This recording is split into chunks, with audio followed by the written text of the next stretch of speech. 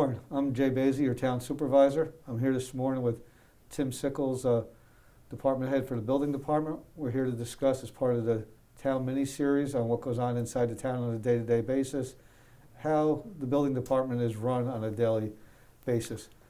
Tim, could you give us a little bit of idea of some of the things that you do down in the building department that the residents should know, need to know, or may like to know? Sure. Well, first, introduce myself. I'm Tim Sickles, head of the Town of Poughkeepsie Building Department. I've worked for the town for over 20 years, started as a deputy building inspector. Right now the department consists of 4 building inspectors and a couple of fire inspectors, and our clerks, which are the forefront of the whole department and are invaluable.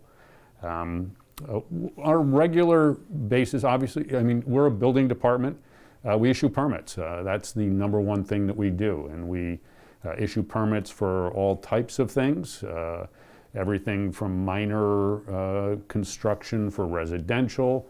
Our biggest sellers are pools and decks in the summer, especially this last year with COVID. We had more pool permits last year than we had probably the 5 years previous. You know, Tim, along the line of like pools and decks, a lot of homeowners, when they're dealing with pool companies and so on, oh, you don't need a permit. That's all fine and dandy till you go to sell your house and you come in and you realize the electrical wasn't installed right, it wasn't grounded right. So it's in your best forefront thought process to make sure if you're getting a pool or a deck, and if you're not sure it needs a permit, is to reach out to the building department. It's easier to do it right the first time than have to correct the problem when you get ready to sell your house at the last minute. Yeah, that's correct. Unfortunately, some of these pool companies, not the good ones, we have some very good pool companies in the area that give people good information, but some of the fly-by-nighters will tell you you don't need a permit, and that's more not to help you because it's more to help them. They might not carry the correct insurances, and they don't want somebody looking at their work a lot of times. So that should raise a question in your mind if a company tells you that. And it does take one phone call to the building department to double check with us to see if it does, if any type of work you're doing would need a permit. And decks are the same way, because you want to make sure if you're dealing with the deck that you don't need a variance or something, and you'll end up in front of the zoning board at the last minute. When you go to sell your house, it's a very good idea, if you think you're going to sell in the next 6 or 9 months, to reach out to the building department, have them check your credentials and make sure everything matches up to what you have, and you correct the problems. It doesn't happen 2 weeks before closing. Right. And Jay's right. And whether people realize it or don't, there are requirements for decks, for building code and for zoning, for setbacks. And though it might seem a little easier to, what's the phrase? It's easier to ask for forgiveness than ask for permission. Yeah. That's not always true. I mean, if you're at the end, you're ready to sell your house, and it comes up that you have a deck that was never permitted, that could easily get in the way of that sale and lose you a lot of money, more than just deck money in the long run. In my opinion, obviously I'm a building inspector, it's easier just to do it right the first time, get it done, and you have the peace of mind that you have done it right, and you do have that CO at the end of the day. And the building inspectors in the town, I mean, I don't think I have one with less than 25 years experience in construction. They're here to make sure that deck is built correctly. It's a safety issue. Are the railings sufficient? Are the supports adequate? That's what we're looking at. And we're not looking at it for us, we're looking at it for you. You're the customer. We're here to protect you and to make sure that deck is built correctly. What are some of the other things that would go on down in the building department, other department? Well, we do a lot of other things. So obviously residential is big. The town has a lot of residential properties in it, but commercial, we do a lot of commercial construction right now. We're very busy with it. Between, the 2 big projects would be Eastdale Village up on 44, and then Hudson Heritage up on the top of Route 9 at the north end of the town. Both very big projects, a lot of commercial buildings going in. And then obviously, over the years, the Galleria, IBM, all the other malls, the strip malls and the interior malls that we're involved with. So that's big. One of the other things we do is our fire inspectors. We do regular fire inspections of multiple dwellings and commercial buildings. They occur, for the most part, once every 3 years. We'll get through the commercial buildings and take a look at it. Places of public assembly, which have a little bit higher danger to them, we'll go through every year. So restaurants and theaters and such, we look at every year. And that's a big job. Going through, every building in the town once every 3 years is a lot of work. But we do it, and we're looking at things like, and it's to keep the public safe and the employees safe. We look at to make sure sprinkler systems are up and running and inspected correctly, and alarm systems, fire extinguishers, exit lights, emergency lights, that sort of thing. So we handle complaints. If somebody has a complaint about, our big one is typically landlords. If somebody thinks that the landlord is not doing something correctly, usually in the fall, the big one is heat. There's a time frame where landlords have to supply heat. We regularly get complaints in the fall about landlords that have not turned the heat on yet. And we can help with that. Typically, most times it takes a phone call to a landlord if we can get a contact number to get it turned on and get it moving. Sometimes a little bit more than that, a little more of a push. And we do issue orders to remedy if they are not cooperative with just doing what they're supposed to do. Yeah.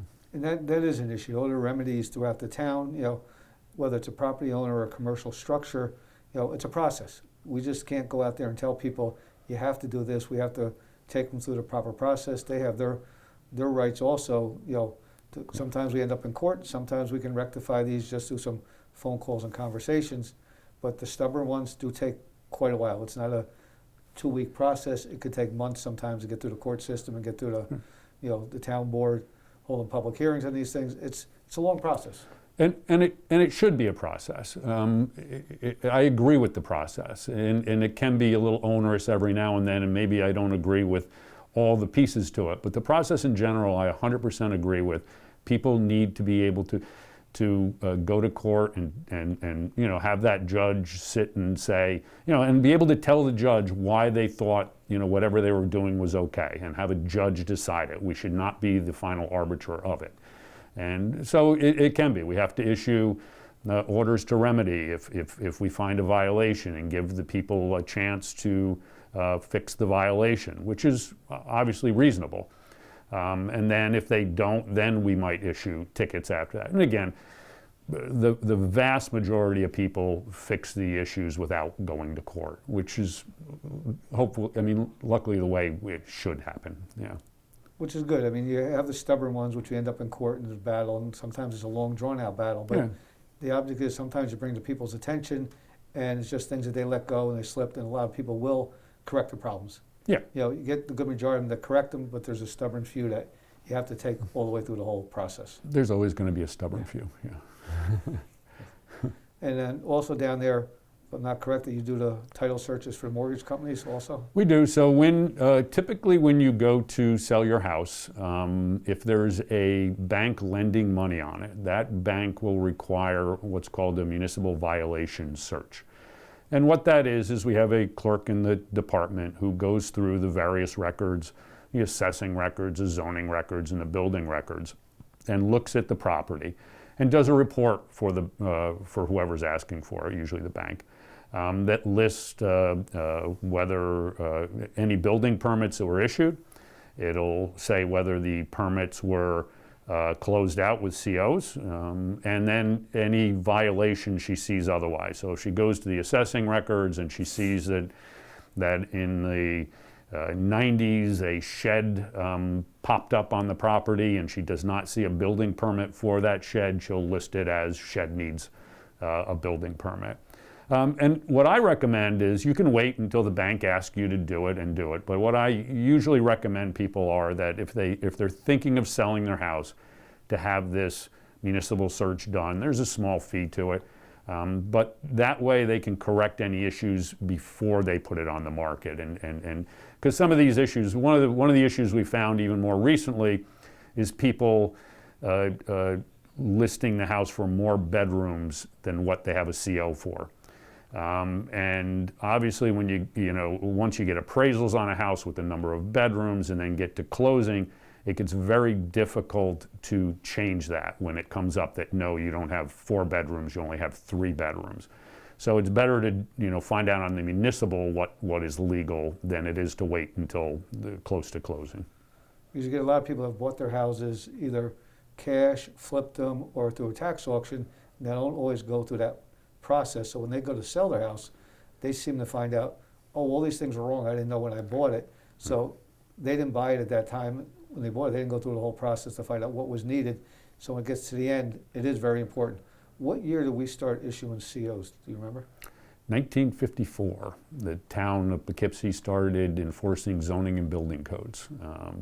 So, I mean, it's been quite a while, and most houses have had renovations since the 1954, so there should be some records on them. Yeah. Yeah, and the cash sales, I mean, there is a misnomer that once I buy a house, it wipes out the history of it, and it's absolutely not true. The history of the house goes with the house, not with the owner. If the previous owner had done things that were illegal, if they had put in decks or pools or converted areas of the house without permits, the sale of the house does not make it okay. It goes with the house, and what I tell people is if when you buy a house, you get all the good with it, and if you find a pot of gold in the basement, that's yours. But if you find a lot of problems with it, that's yours too. And also along the line, we were discussing COs and building codes. You always hear people say, why does the town have this code?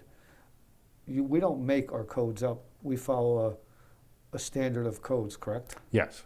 So in New York State, the New York State Department of State issues a building code.